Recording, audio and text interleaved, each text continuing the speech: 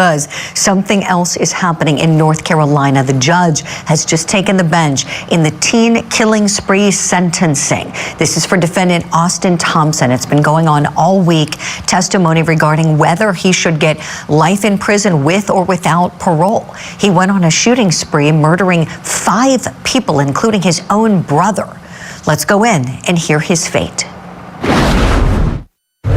For the first-degree murder of Gabe Torres, I'm ordering you incarcerated in the custody of Department of Adult Corrections for life without the possibility of parole. That's an active sentence. It's consecutive to the judgment entered immediately prior.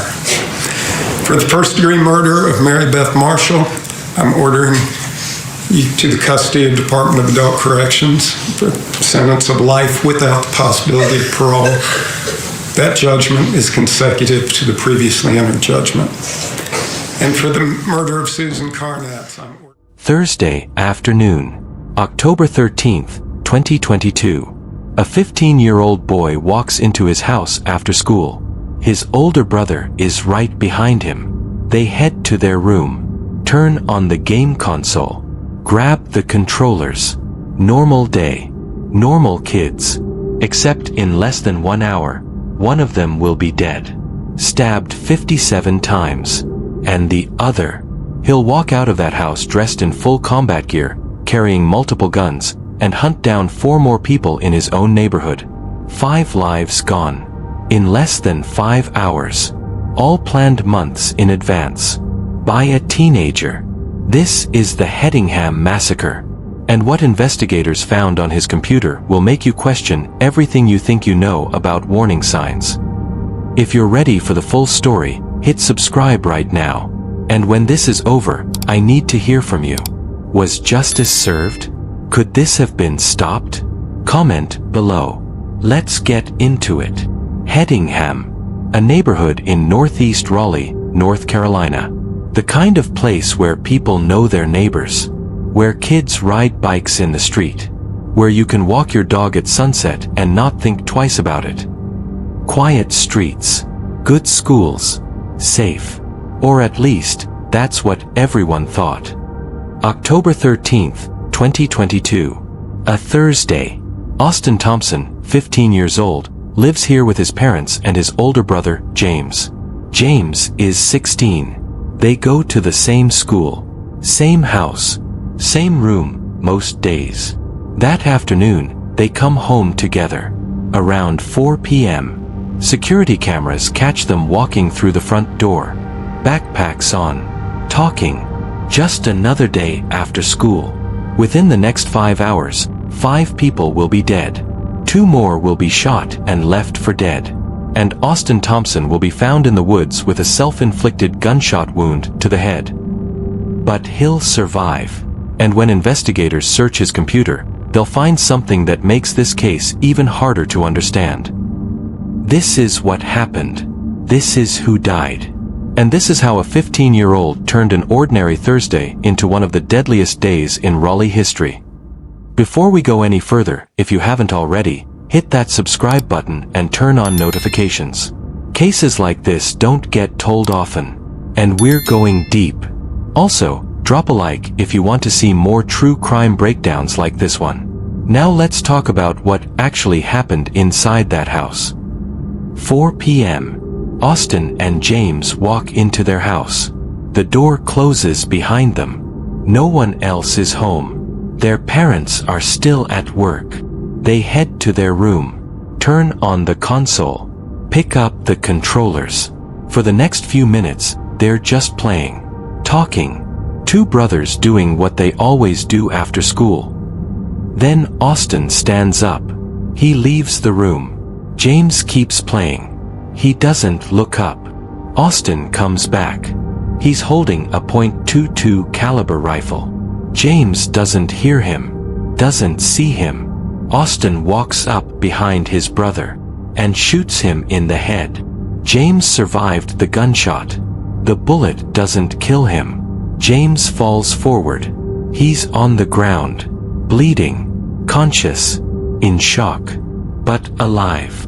Austin could have walked away. He could have called 911. He could have done anything else. He didn't. Austin puts the rifle down. He picks up a knife. And he stabs his brother. Once. Twice. He doesn't stop. 57 stab wounds. That's not rage. That's not a moment of losing control. That takes time. That takes effort. Prosecutors would later say it shows something else. Something planned. James Thompson was 16 years old. He died in his own room, at the hands of his younger brother. And to this day, no one knows why. But here's what we do know. Austin didn't stop there. James is dead. Austin is covered in blood. And he doesn't panic. He doesn't break down. He doesn't call anyone. Instead, he walks through the house, room by room. He knows exactly what he's looking for. He takes a shotgun from one room, a handgun from another, boxes of ammunition, different calibers, hundreds of rounds. Then he goes to his room, takes off his school clothes, and puts on something else. Head to toe, combat gear, like he's going hunting, because in a way, he is. Next, he grabs a backpack, empties it out, and starts packing. This isn't random. This is survival gear. The kind of stuff you pack when you're planning to disappear, when you're not planning to come back. And here's where things get strange. Investigators would later find search history on Austin's computer. Searches going back months. He'd been planning this. Not for days. 4 months. Maybe longer. By 5 p.m., he's ready. Guns loaded. Backpack on. Dressed like he's going to war. He walks out the front door. His parents still aren't home. His brother is dead inside. And no one in the neighborhood has any idea what's about to happen. Hedingham is quiet. It's just after 5 p.m. People are getting home from work. Kids are riding bikes. Dogs are barking. 2 women step outside their homes. Neighbors. Friends. They'd just gotten back from an early birthday dinner. Nicole Connors and Lynn Gardner. They grab their dogs. Decide to take a walk before it gets dark. Normal evening. Nothing unusual. They don't see Austin coming. Security footage from a nearby house catches it. Austin crouching low, moving between cars, getting closer. Then he stands up, raises the shotgun, and fires. Lynn Gardner would later tell the court what she remembers. She heard the shots. Bang, bang, bang. Then she heard Nicole's voice. "Why are they shooting at us?" Nicole Connors' last words. Nicole collapsed. Her dog fell beside her. Both dead. Lynn hit the ground. She looked down at her body. "I saw that I'm lying in a pool of blood. I immediately went to prayer." Lynn Gardner. Lynn survived. Barely. 3 months in the hospital. Permanent hearing loss. Memory problems. A bullet fragment still sitting next to her heart. Too risky to remove. But Austin kept moving. A few houses down. A car is parked in the driveway. Engine off. Someone's sitting in the driver's seat. Gabriel Torres, 29. Raleigh police officer. Gabriel Torres. Off duty. About to leave for his shift. His wife, Jasmine, had just pulled up with their 2-year-old daughter. Jasmine parks behind him. Gets out. Opens the back door to unbuckle their daughter. She's expecting Gabriel to walk over. Help her carry things inside. He doesn't come. I peeked to see what's going on. I saw 2 bullet holes in the windshield. Jasmine Torres. Jasmine runs to the car. Gabriel is slumped over. Bleeding. Still breathing. Still conscious. She tries to stop the bleeding. Puts her fingers in the wounds. Tries to hold his head up. I tried to help him breathe because his lips were turning blue. Jasmine Torres. Paramedics arrived, rushed him to the hospital. He died an hour later. His daughter was still in the car seat, 20 feet away. Gabriel Torres left behind a wife, a toddler who'll never remember him, and a police department that lost one of their own. Austin moved again. Mary Marshall, 34 years old. She's outside. Her dog got loose. She's trying to get him back inside. She doesn't make it. Shot and killed in her own front yard. Not far from there, Susan Carnatz is out jogging. She runs this route every day. Same time, same path. Her husband, Tom, was home waiting for her. They had dinner plans. 6 p.m. reservation. She should have been back by 5:30. I got in the car. My thought was I would go pick her up and bring her home. Tom Carnatz. Tom checked her phone location. It showed her near the shooting area. He drove there. Kept checking. The location wasn't moving. As more time went on, my hope that she would be okay kept sinking. Tom Carnatz. Susan Carnatz never made it home. She was found on the trail. Shot multiple times. In less than 15 minutes, 5 people were dead. 2 more were fighting to stay alive. And Austin Thompson was gone. By 5:30 p.m., 911 is getting flooded with calls. Active shooter. Multiple people down. Hedingham neighborhood. Send everyone. Officers arrive. They find bodies. Survivors. Witnesses pointing toward the woods, saying they saw someone in camouflage running that direction. Austin fled into the greenway. Dense woods. Trails. Lots of places to hide. Police set up a perimeter. Bring in helicopters. K-9 units. SWAT teams. Residents are told to shelter in place. Lock your doors. Stay inside. We have an active shooter in the area. For 4 hours, they search. Dogs tracking scent. Helicopters with thermal cameras. Officers moving slowly through the trees. Then, just after 9 p.m., they find him. Austin is cornered. Officers closing in from multiple directions. He's still armed. Still wearing the camouflage. Still has the backpack. Commands are being shouted. Drop the weapon. Get on the ground. Hands up. Austin raises a gun. But not at the officers. He puts it to his own head. And pulls the trigger. The bullet doesn't kill him. He collapses. Officers move in. Secure the weapon. Call for medics. He's airlifted to the hospital. Critical condition. Head injury. But alive. And that's when the real questions started.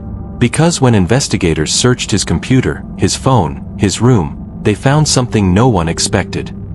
Before we go any further, make sure you're subscribed to this channel. Hit that like button if you're still watching. And I want to hear from you. Could this have been prevented? Should anyone have seen this coming? Drop your thoughts in the comments. We're going to break down what investigators found next. Austin survived. He was arrested, charged, and for months, people waited for answers. What makes a 15-year-old do this? How do you explain it? Can you explain it? 5 questions came up over and over.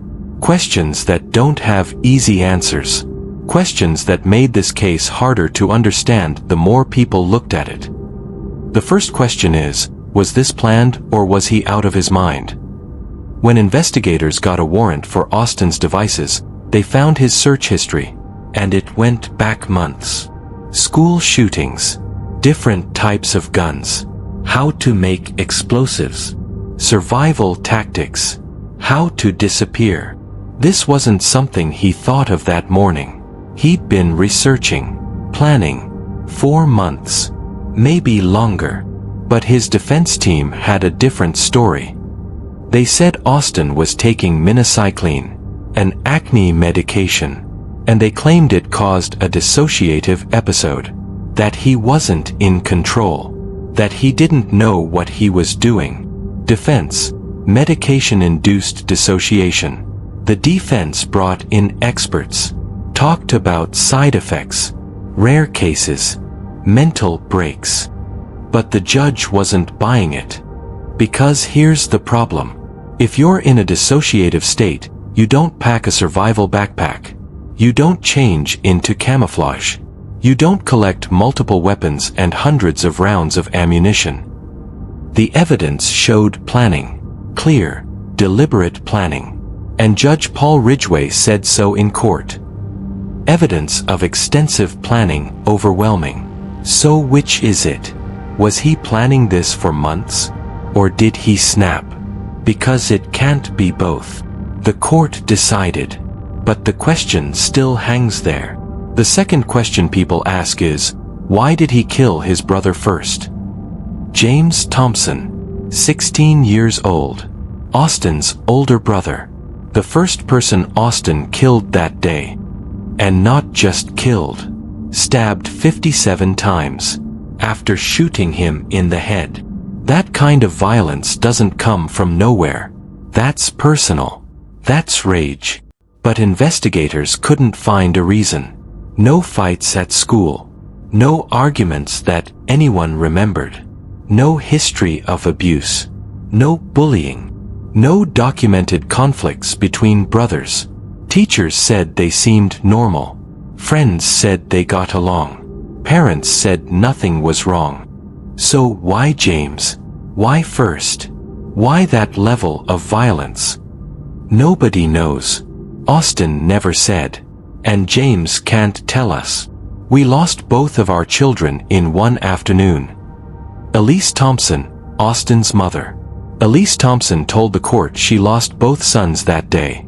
I've run through that almost every day since the tragedy, and I don't remember seeing any issues at all, or mood swings or anything like that. He was just normal. Austin, I know you did this, and I also know as your mom, this wasn't anything you had in you. I lost both of you in one afternoon. The last thing I want to say is to the families of the victims, Susan, Mary, Nicole, Gabriel, and to the survivors, Lynn and Casey. I know your lives have changed permanently, and I am and will forever be sorry for the pain that this has caused you. Austin Thompson was 15 years old when he killed 5 people. Not an adult. A teenager. He couldn't face the death penalty. The law doesn't allow it for juveniles. But he could get life in prison. The question was, with or without parole? On February 14, 2026, Judge Paul Ridgway sentenced Austin to 5 consecutive life sentences. Mr. Thompson, this time the court is going to enter judgments in this case. There will be several judgments entered. For the first-degree murder of James Thompson, I'm ordering you incarcerated for a term of life without the possibility of parole in the custody of the Department of Adult Corrections. That's an active sentence. For the murder of Nicole Connors, I'm ordering that you be sentenced to life without the possibility of parole in the custody of the Department of Corrections. That's an active sentence. It's consecutive to the judgment I just imposed. For the first-degree murder of Gabe Torres, I'm ordering you incarcerated in the custody of the Department of Adult Corrections for life without the possibility of parole. That's an active sentence. It's consecutive to the judgment entered immediately prior. For the first-degree murder of Mary Beth Marshall, I'm ordering you to the custody of the Department of Adult Corrections for a sentence of life without the possibility of parole. That judgment is consecutive to the previously entered judgment. And for the murder of Susan Carnatz, I'm ordering you the custody of the Department of Adult Corrections for a sentence of life without the possibility of parole. It's an active sentence consecutive to the judgment previously entered. For the attempted first-degree murder and assault with a deadly weapon with intent to kill, inflicting serious injury, I'm Lynn Garner. I'm consolidating these offenses into a single judgment. And Mr. Latour, is that a B2 felony, the attempted first-degree murder? Yes, Your Honor. Yes. Ordering you incarcerated for a term of 157 months minimum, 201 months maximum in custody of the Department of Adult Corrections. That judgment is consecutive to the judgments previously imposed. And finally, for the attempted first-degree murder, assault with a deadly weapon with intent to kill, inflicting serious injury, and assault on a law enforcement officer with a firearm, I'm consolidating those offenses into a single judgment. And this is for victim Casey Clark of 157 months minimum, 201 months maximum in the custody of the Department of Adult Corrections. And that judgment is consecutive to the previously entered judgments. And that, sir, is the judgment of the court. No possibility of parole. Ever. Austin Thompson is the rare juvenile defendant whose crime reflects irreparable corruption. Irreparable corruption. That's the legal term. It means he can't be fixed, can't be rehabilitated, that even at 15, he was beyond saving. He'll die in prison. That's certain now. But is that the right call? Because science tells us something else. Teenage brains aren't fully developed. The part that controls impulse, judgment, long-term thinking, it's not done growing until your mid-20s. Brain development continues until age 25. So do we hold a 15-year-old to the same standard as a 30-year-old? Do we say he knew exactly what he was doing? Or do we accept that his brain wasn't finished yet? The judge made his call. Austin will never get out. But that doesn't mean everyone agrees. The fourth question people ask is, could anyone have stopped this? Months of searches, school shootings, weapons, explosives, all on his computer, all searchable, all trackable. Nobody saw it. Or if they did, nobody said anything. No behavioral red flags reported. Teachers didn't notice anything. No sudden mood changes. No violent outbursts. No talk about hurting people. Friends didn't see it. He showed up to school, did his work, played video games with his brother. His parents didn't see it either. Or at least, they didn't see it as a threat. But those searches were there. 4 months. How does that happen? How does a kid research mass murder and nobody notices? We talk about red flags. We talk about warning signs. But what does that actually look like? And who's responsible for seeing it? Because in this case, nobody did. And 5 people are dead because of it. Hedingham was a quiet neighborhood. Safe. The kind of place where you knew your neighbors. Where kids played in the street. It's not that anymore. 5 families lost someone. Nicole Connors, Gabriel Torres, Mary Marshall, Susan Carnatz, James Thompson. 2 others survived but will never be the same. Lynn Gardner. Permanent injuries. Lives changed forever. Austin's actions have broken me. Tracy Howard, Nicole's husband. Tracy Howard lost his wife. He told the court he's financially unstable. It doesn't bring anyone back, but it's a step closer to just a step closer to everything being over with. I never heard Austin apologize. I never heard him, never seen any regrets. So right now I can't forgive him. Emotionally destroyed. Nothing feels the same. But it's not just the families. It's the whole community. People who used to jog that trail don't anymore. People who used to walk their dogs at sunset stay inside now. That neighborhood will never feel safe again. Not really. Because now they know. It can happen anywhere. Even here.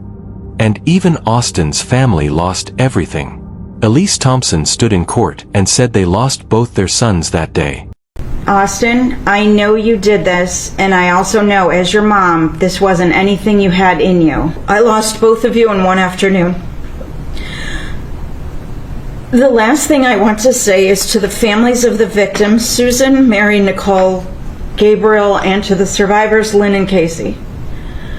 I know your lives have changed permanently, and I am and will forever be sorry for the pain that this has caused you. One dead, one in prison forever. So how do you recover from that? How does a community heal? The truth is, it doesn't. Not completely. You just learn to live with it. If you're still with me, hit that subscribe button right now. This case isn't over yet, and I need to know what you think. Should a 15-year-old ever get life without parole? Could this have been prevented? What would you have done differently? Drop your answers in the comments. Let's talk about it. January 21st, 2025. More than 2 years after the shooting, Austin Thompson, now 18 years old, stood in court. He pleaded guilty. 5 counts of first-degree murder, attempted murder, assault with a deadly weapon, assault on a law enforcement officer. No trial, no jury, no lengthy proceedings, just a plea. According to court filings, he did it for one reason: to save the community from additional trauma, to spare the families from sitting through a trial. But he never spoke. Not in court, not to the press, not to anyone publicly. He sat there, silent, while victim after victim's family stood up and spoke, while his own mother broke down, while people cried and asked why. He gave them nothing. February 14th, 2026. Valentine's Day. Austin was back in court for sentencing. Judge Paul Ridgway had options: life with the possibility of parole after 25 years, or life without parole, ever. He chose the latter. 5 consecutive life sentences. No possibility of parole. Austin will die in prison. That's certain now. He was led away in handcuffs. Victims' families cried. Some watched in silence. Others couldn't look at him. His attorneys announced plans to appeal. They'll argue the sentence was too harsh, that he was too young, that there should be some chance for redemption. But for the families sitting in that courtroom, no appeal matters. Nicole Connors, Gabriel Torres, Mary Marshall, Susan Carnatz, James Thompson. No appeal will bring them back. So what are we left with? A community that doesn't feel safe anymore. Families that will never be whole again. A teenager who'll spend the rest of his life behind bars. And questions. Lots of questions. How do we punish a child for crimes like this? Do we treat a 15-year-old the same as an adult? Do we accept that their brain isn't fully developed? Or do we say some crimes are so bad that age doesn't matter? How do we spot warning signs before it's too late? Who's responsible for noticing? Parents, teachers, friends, all of us. And how do we rebuild when something like this happens in our own neighborhood? When the place you thought was safe turns out not to be? These aren't easy questions, and they don't have easy answers. But I want to hear what you think. Should juveniles ever face life without parole?